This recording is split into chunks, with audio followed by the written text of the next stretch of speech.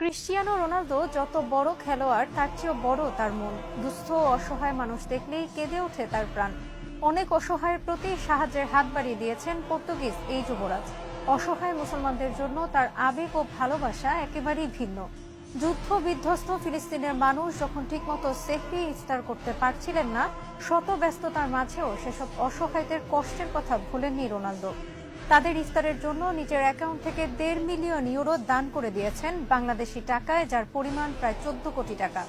ফিলিস্তিনিদের জন্য রোনালদোর ভালোবাসার নানা ঘটনা নিয়ে প্রতিবেদনটি তৈরি করেছেন মারুফ চৌধুরী। ভিন্ন ধর্মাবলম্বী হয়েও ফিলিস্তিনি মুসলমানদের উপর ইসরায়েলের বর্বর আচরণের বরাবরই বিরোধী ক্রিশ্চিয়ানো রোনালদো।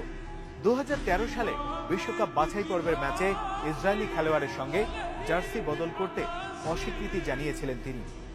বিভিন্ন সময় তিনি যুদ্ধবিরোধী বক্তব্য দিয়েছেন। বিশ্বজুড়ে যখন মুসলমানরা বিভিন্নভাবে নির্যাতিত, ঠিক তখন মুসলমানদের জন্য রোনালদোর নানা উদ্যোগ আর সহযোগিতা দেখে ভালোবাসায় আরেকবার সিক্ত হয়ে ওঠেন ভক্তরা। এর আগেও একাধিকবার যুদ্ধ বিধ্বস্ত ফিলিস্তিনিদের জন্য সাহায্য করতে এগিয়ে এসেছেন রোনালদো। 2012 সালে ইসরায়েলের পিলার অব ডিফেন্স অপারেশনের জন্য গাজার শিশুদের পড়াশোনার সাহায্যার্থে রোনালদো নিলামে তুলেছিলেন তার ইউরোপের বর্ষসেরা স্ট্রাইকার সম্মান অর্থাৎ গোল্ডেন বুট।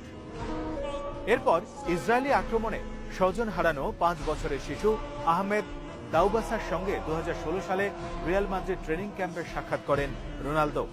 তার সঙ্গে ফটো সেশনের পর আহমেদের হাতে ক্লাবের পক্ষ থেকে উপহার দেয়া জার্সি তুলে দেন ফুটবলে a man with golden heart হিসেবে পরিচিত ক্রিশ্চিয়ানো রোনালদো। এছাড়া নানা সময় নানাভাবে যুদ্ধ বিধ্বস্ত দেশটির পাশে দাঁড়িয়েছেন 5 বারের ব্যালন ডি'অর জয়ী এই তারকা ফুটবলার।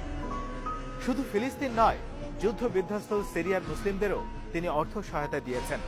2016 সালে লন্ডন ভিত্তিক সেভ দ্য চিলড্রেন অর্গানাইজেশনের মাধ্যমে তিনি ওই সহায়তা প্রদান করেন। তখন সিরিয়ান শিশুদের উদ্দেশ্যে একটি ভিডিও পোস্টে তিনি বলেন, আশাহত হয়েও না, আমি বিখ্যাত খেলোয়াড় হতে পারি, কিন্তু সত্যিকারের হিরো তোমরা।